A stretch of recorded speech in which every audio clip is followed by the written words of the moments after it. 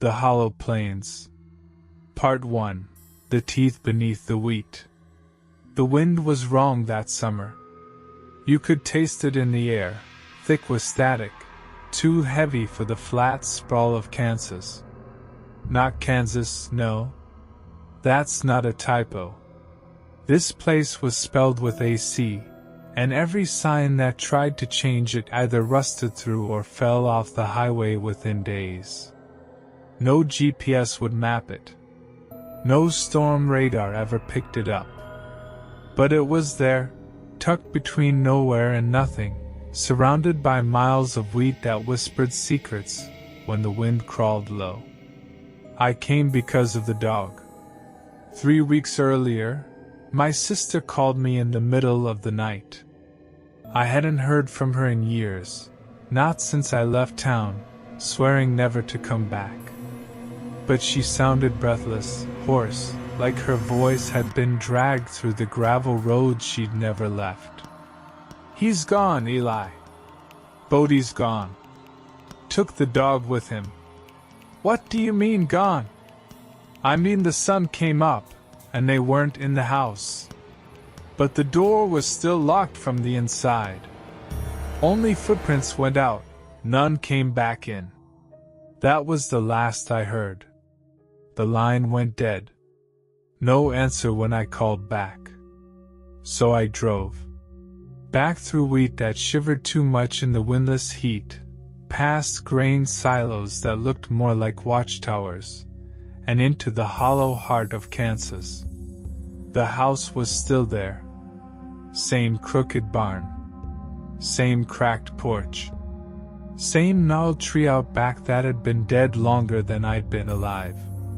But everything smelled off.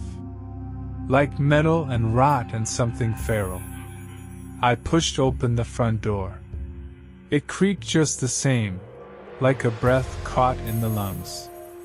Inside, nothing was out of place. But nothing felt right. Photos were flipped face down.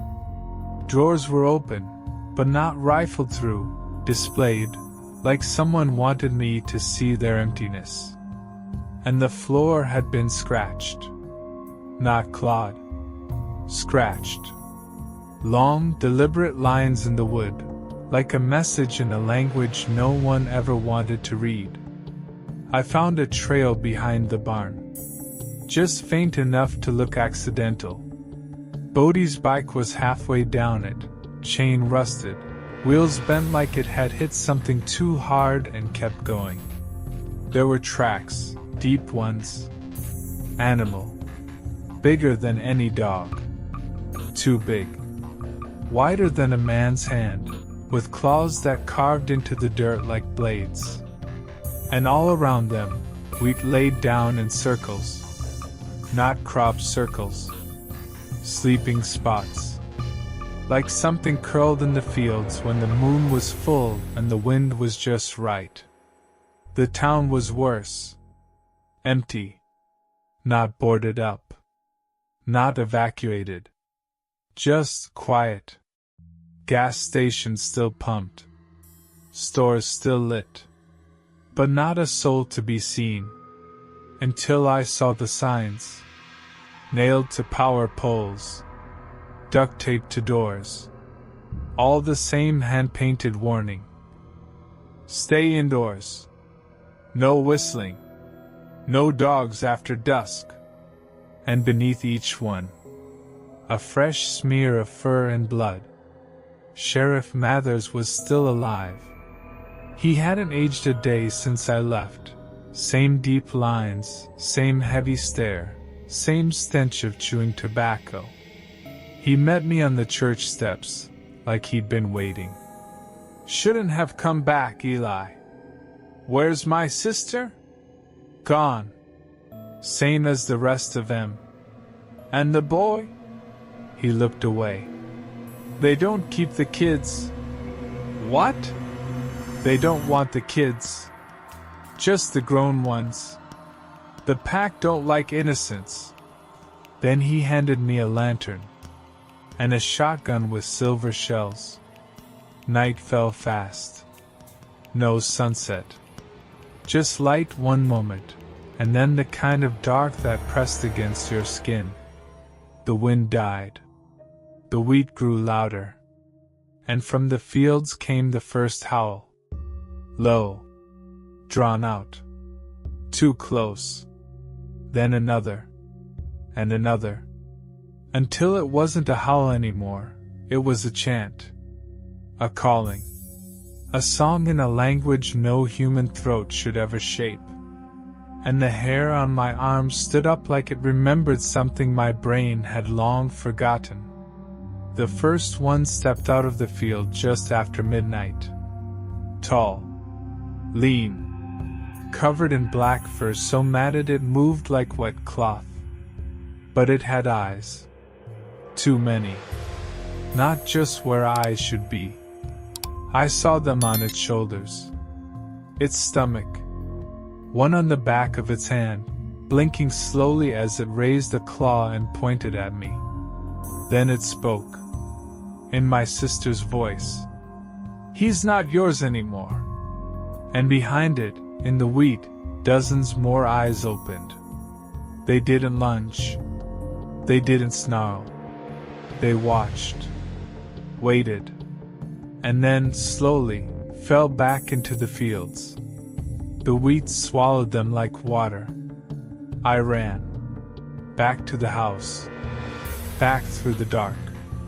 And when I slammed the door, I found the shotgun gone. Replaced by something else. A book. Bound in wheat husks and skin. The title scratched into it with claws. The hollow pack. Names of those taken. I opened it. Found my sister's name. Then Bodhi's. Then mine. Dated tonight. Stamped at the bottom. Processing. There are no wolves in Kansas. Only the asterisk things we left in the soil too long. Asterisk. Things with teeth shaped like regrets. And they know the names of everyone who leaves. Because they don't care when you go. Only when you come back.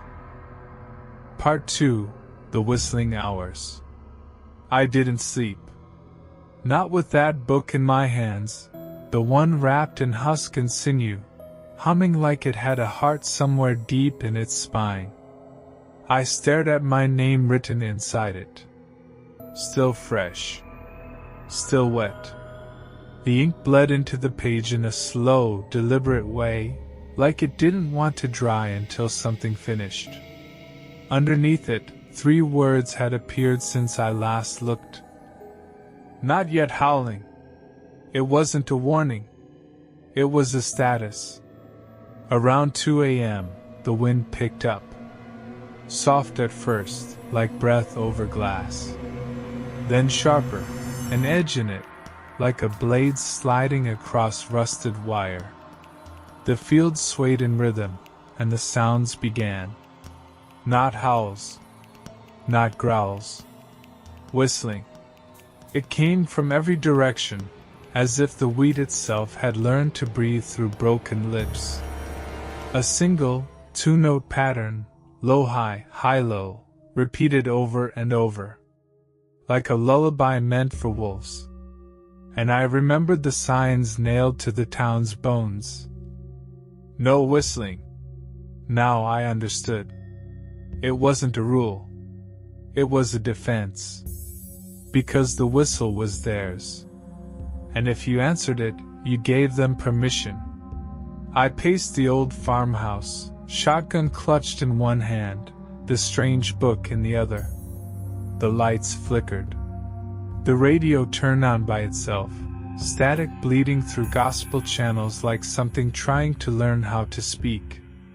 Through the window, I could see the wheat parting. Not as if something moved through it, but as if something was rising beneath it. I saw the shapes again. Leaner now. Hungrier. Their eyes blinked in sync with the radio's static. And one of them held a leash. On the other end of it. Bodhi. I ran out the front door. No plan. Just instinct. I barely registered that my boots were sinking deeper than they should. The dirt wasn't dirt anymore. It was soft, loose, like stepping on breath. Bodhi saw me, lifted his head. He didn't cry out, but his lips moved. I read them. Don't whistle. Then the thing holding him smiled. Not with teeth, with fur. Its mouth opened wide, and the hair along its jaw curled upward, framing dozens of tiny, human faces woven into its hide, all smiling at once. It tilted its head and whistled. I felt it inside my skull. A deep, sharp ache. Like someone had reached into my brain and tugged on the memory of being safe. I dropped the shotgun. The book fluttered open in my other hand, pages turning themselves. They stopped on a new entry.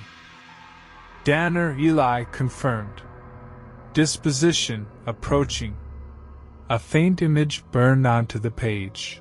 A sketch of a man with a hole where his mouth should be, and wheat growing from his empty eye sockets.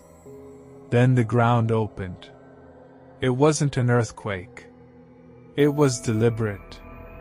The field around me peeled back, roots retreating, soil parting, revealing a hollow tunnel beneath, ribbed with bone and framed in splintered wood, as though the earth had made a mouth just for me.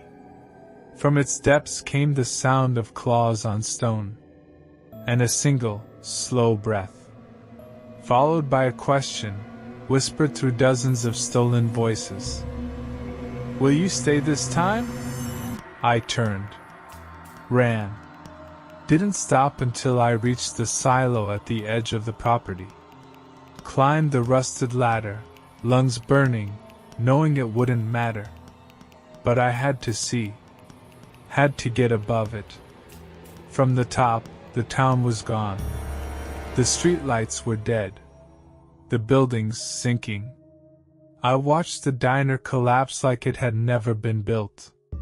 The gas station lights flared red, then black.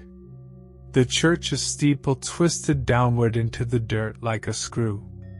And all through the fields, glowing patterns. Not crop circles. Runes. Giant symbols that only made sense when viewed from above. Loops, spirals, open mouths ringed in tooth-like glyphs. Each one alive. Breathing. Crawling. And every symbol pulsed in sync with the whistling. I scanned for Bodhi. Nothing. Then I saw the tree behind the house. The one that had been dead since before I was born, bloom. Not with leaves. With fur. Dozens of tufts of matted black hair unfurled from its branches, each one forming a twisted shape. Not wolves. Not men. Something between. And dangling from its limbs were harnesses, old leashes, collars made of braided wheat and nails. That tree was where they were born, or where they were remembered. The radio on my hip crackled. I didn't bring it, but I had it. A voice came through, fractured and low. If you want him back, you'll need to trade. One name for another. One howl for silence. The line went dead. The wind stopped. So did the whistling. And the silence that followed wasn't peaceful. It was a pause. An expectation. They were waiting. I climbed down. Made it halfway before I saw something in the wheat. Not a wolf. Not even a man. A woman, maybe, hunched and barefoot, eyes too wide, mouth slack. She wasn't moving, but her mouth did, whistling that same two-note lullaby. I approached, gun raised. Her hands twitched at her sides. Each finger had a tag tied to it, like a dog's ear tag. Each one with a name. One said Bodhi. Another said Eli. The rest were blank, waiting to be written in. She turned her head. I saw my sister's face, stitched into the side of hers, mouth sewn shut, blinking without rhythm. And the whistle changed key. Now it sounded like a sob. The sky turned red. The wheat bent flat. The ground whispered. And the book, wherever it was, added one more line. The whistling hours have ended. Let the howling begin. Then the screaming started. Part 3. The Night with No Moon. The screaming wasn't loud. It didn't tear through the air like in movies. It didn't rattle the windows or make the birds scatter. No, the screaming came low, low and constant, like the sound the earth might make if it could finally speak. A deep, rhythmic exhalation that moved through the wheat as if the stalks themselves were gasping. I couldn't find the woman again, the one with the tags, the stitched-on face. She'd vanished, but her whistle had stained the wind. And the book. I didn't know where it had gone, but I could feel it. In my chest. Between ribs. Behind my tongue. It was inside me now, each word a tooth pressing inward, each page a heartbeat waiting to be turned. I returned to the house. It was changing. The porch sagged further, the windows warped inward, and the roof pulsed, rising and falling like lungs. The tree behind it moaned, not creaking in the wind, not from strain, moaned, long and slow and tired. I stepped inside. The kitchen had collapsed into the hallway. The wallpaper peeled in long strips that twitched like tails. And in the center of the living room floor, where the coffee table used to be, there was now a hole. Not a sinkhole. Not a trapdoor.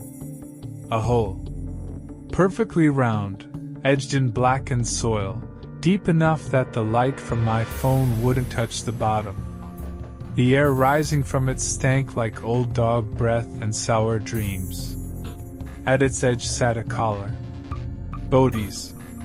Still warm. I descended. Because there was nothing else to do. The hole didn't have a ladder. It didn't need one. The sides were slick but alive, pulsing like throat tissue, guiding me down like I was being swallowed. It smelled worse the deeper I went. And after a while, I couldn't tell if I was falling or crawling or being pulled. There was no light. Not until I landed in the den. That's what it was. A den the size of a stadium, carved beneath the wheat fields like a cavern of marrow. Roots dangled from the ceiling, some thick as torsos, all coated in fur that glistened like oil. Bones lined the walls, thousands of them, all polished, arranged by size, alphabetized. I swear it. I saw the bone piles labeled. C younglings. D.G. parents. H.J. returned. And carved into the largest femur, etched in perfect cursive. We only keep what howls. Something moved in the shadows. Not wolves. Not people. Shapes in between. They slithered on elbows and knees, fingers too long, eyes too wide. They wore clothes from every era, farmhands, railroad caps, tattered wedding dresses, service uniforms. And every one of them had a mouth that was still growing. They didn't snarl. They didn't growl. They whispered, in unison. You're early, but we'll make room. There's always a shelf in the dirt. If you beg, we'll even give you back the boy. A door opened at the far end, and through it stepped Bodhi. He looked older. 5, maybe 6 years older than when I saw him last. But it had only been months. His eyes were glassy, his skin gray. He moved like his joints didn't belong to him anymore. Around his neck the same collar. But it had grown into him, not around his throat, through it, feeding roots down beneath his collarbone. He looked at me. Didn't speak. But his chest rose once. And the whistle came from inside him. That same two-note pattern. But this time, it was asking. Pleading. You take my place, the whistle said. You shelf yourself. You howl. I go. I stepped forward. A hand grabbed my shoulder. It was my sister. Or her memory. Or the last thing that wore her name. She looked hollow. Happy. She mouthed, asterisk. Don't. Asterisk. But she didn't stop me. Because it had already begun. My fingers bent backward.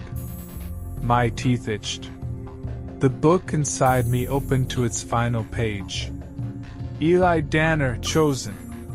Disposition transference. Note, still human pending. Tonight's moon absent. Ideal conditions. The den shook. From above, I heard the sound of wheat snapping. Roots twisted down, like nooses. Shapes screamed in celebration. And the center of the chamber rose, a mound of flesh and bone and fur and howling mouths, all layered like scales, shifting and grinning and biting at nothing. This was the heart of Kansas. This was the Alpha. Not a wolf. Not a god. Just the memory of hunger given shape. It opened its dozens of jaws. And from them came my voice. Bring the boy. Take the blood. Open the soil. I screamed. Tried to run. But Bodhi grabbed me.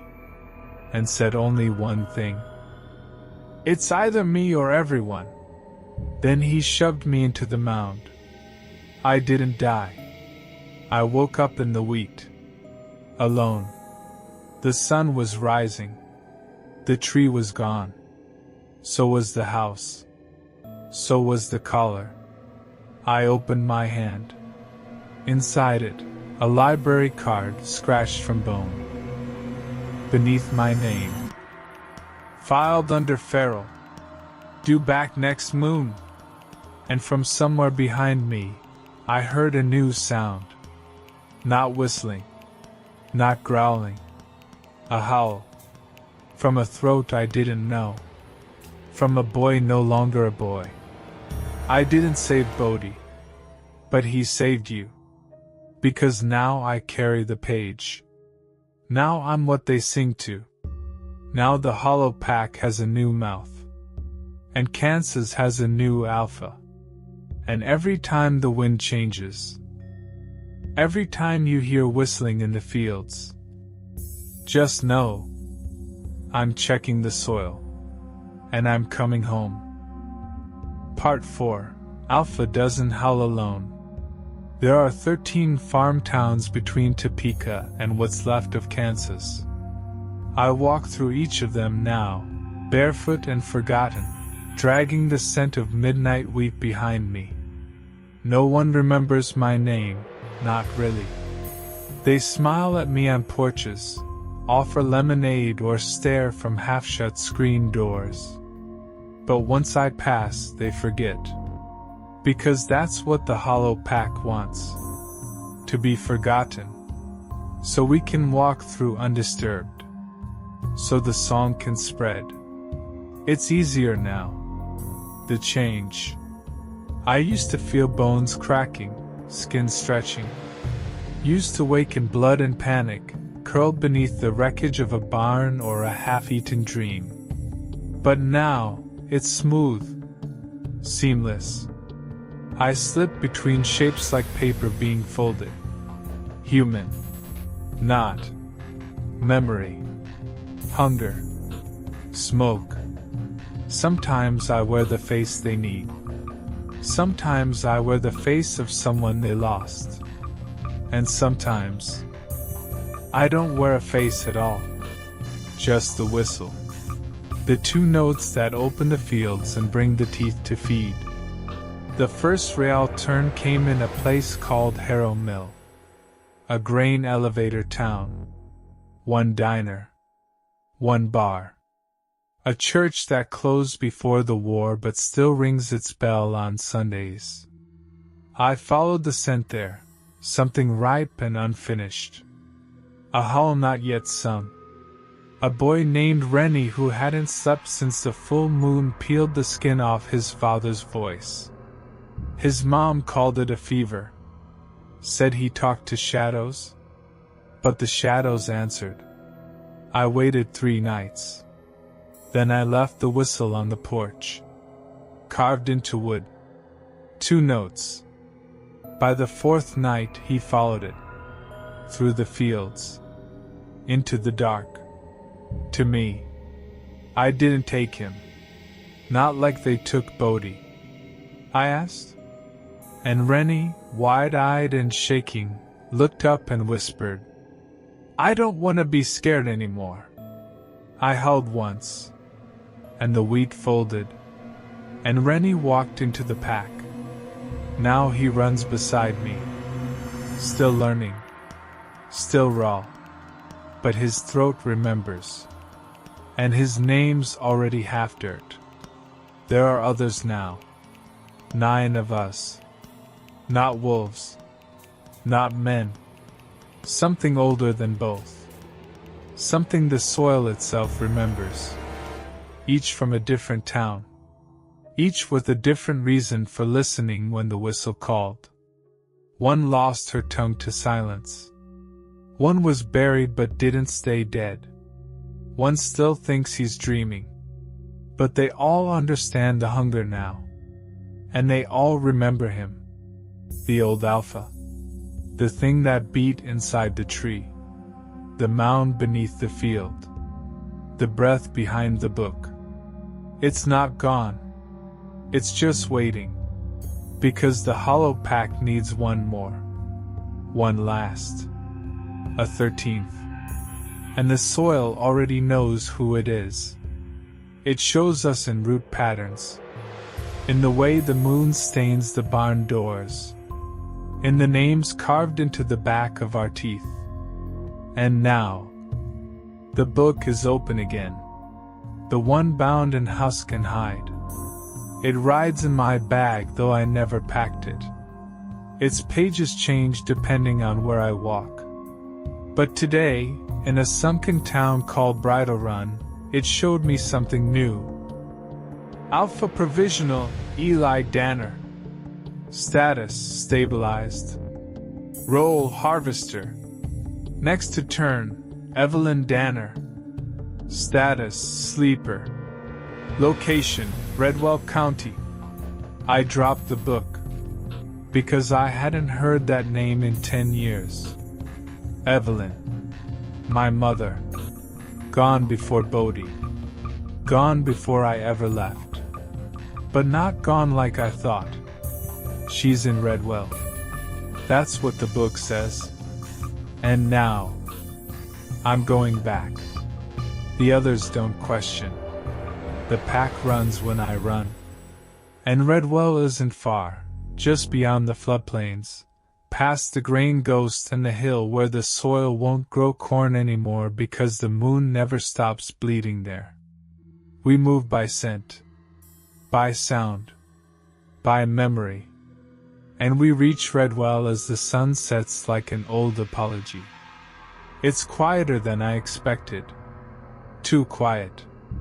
The kind of quiet that waits to be broken. We find her home. Still standing. Still humming with mouth light.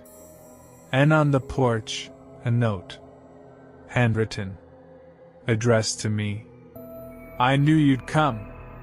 I saw your eyes in the wheat. Your brother's not the only one who heard the howl. Come inside, Eli. The roots are ready. It's her handwriting. Exactly as I remember. Exactly as I'd hoped I'd forget. Inside, candles. Dirt on the floor.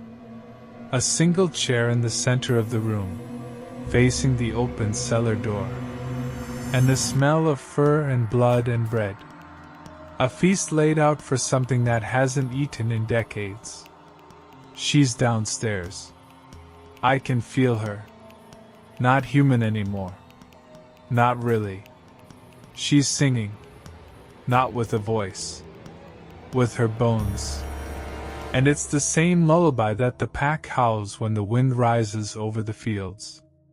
I step down. One by one. My throat twitching. My fingers curling. And in the dark, she turns. Smiling. Teeth too sharp. Hair made of wheat. Eyes borrowed from a dozen people I've never met. She opens her arms. And I understand. She's the original. The real alpha. The one who wrote the book before anyone ever read it. And she wants me to take it from her.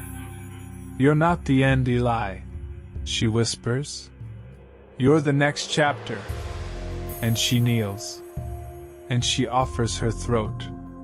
And the pack waits behind me, not moving. Because this is the part where I choose to take her place, to finish the circle, to howl louder than any of them, or to break it, to bury the book, to walk away, to be the first Anner in generations to run from the fields instead of through them. But I can't run. Not anymore. The hunger's too deep. The story's too old. And the whistle's already inside my lungs. So I lean forward. And I bite. Part 5. The book that howled. The cellar went quiet. No screams. No blood. Just the sound of writing. It came from everywhere. The walls, the dirt, the air.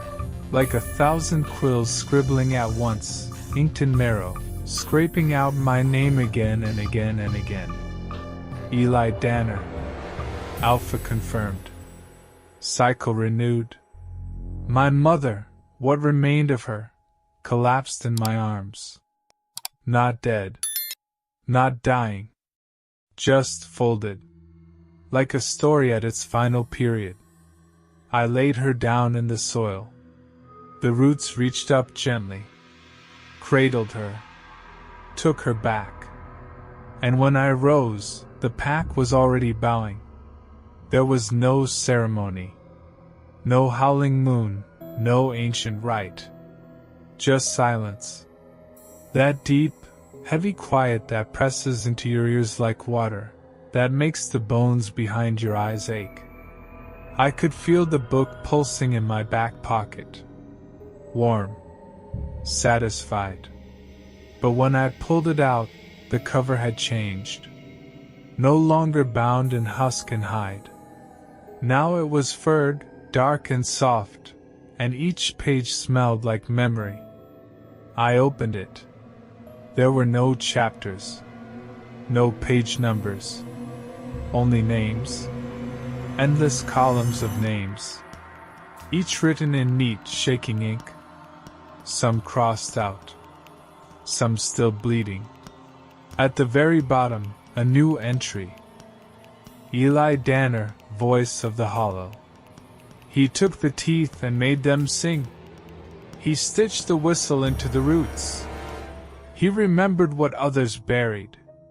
The pack moved with me now. Not behind. Not beside. Through me. They weren't wolves. Never had been. They were echoes. Instincts. Choruses in flesh. And I was their chorus leader. Their archivist. Their mouth. We walked east. Back through the flooded plains. Back past the grave barns and the silos that never rust. through Harrow Mill and Bridle Run and Redwell, and all the in-between towns with no names and fewer roads. We left no footprints, only furrows in the dirt, like someone had planted something. And maybe we had, because it's not just Kansas anymore. We found others, fields that remembered, places where the wheat trembled before the wind, towns where children hummed the two-note whistle without knowing why. One by one, we visited them, left the book behind. Not the original versions, each one smaller than the last, folded and fed to the roots beneath the floorboards.